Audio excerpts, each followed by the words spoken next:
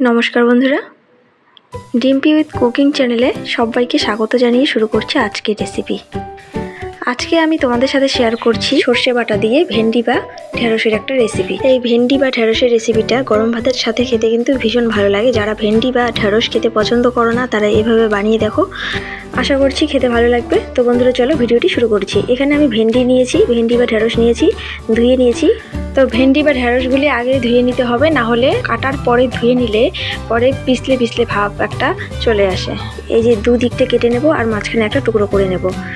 তো পরিমাণটা তোমাদের উপর নির্ভর করছে। আমি অল্প কয়েকটা নিয়েছি ভেন্ডি, তো আমি কেটে নিয়েছি। এবারে কড়াই বসিয়ে দিয়েছি, কড়াই গরম হয়ে গেছে, দিয়ে দিচ্ছি সর্ষের তেল। তো তেলটাকে ভালো করে গরম করে নিতে হবে। বন্ধুরা আর একটা কথা বলে রাখছি, ভেন্ডিটা আজকে আমি ভেজে তুলে নেব না, কারণ ভেন্ডির আমি ভাপা বানাবো। তো এর জন্য আমি কাঁচাই দিয়ে দেব।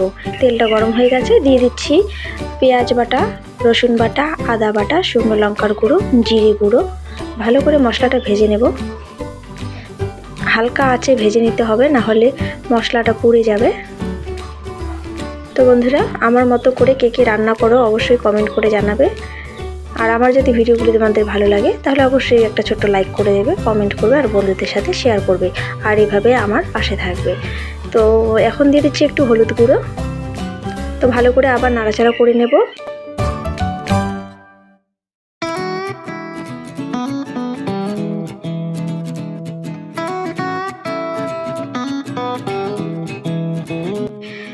এবারে একটু জল দিয়ে ভালো করে মশলাটাকে কষিয়ে নেব।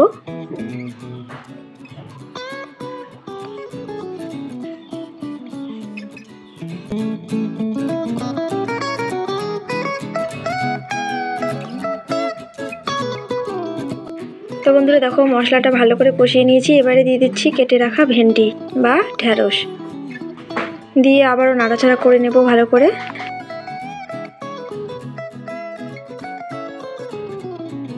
আর একটু জল দিয়ে ঢেকে দিচ্ছি কিছুক্ষণের জন্য, যাতে ঢেঁড়সগুলি ভালো করে সেদ্ধ হয়ে যায়। তো কিছুক্ষণের জন্য ঢেকে দিচ্ছি। কিছুক্ষণ পর ঢাকনাটা সরিয়ে নিয়ে আবারও এভাবে নাড়াচাড়া করব।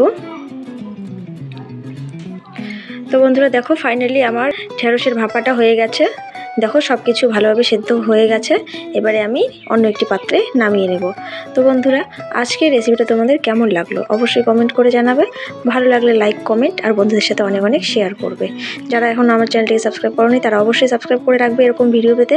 তো আজকে এই পর্যন্তই, দেখা হচ্ছে নেক্সট এপিসোডে। ততক্ষণে সবাই ভালো থাকবে, সুস্থ থাকবে।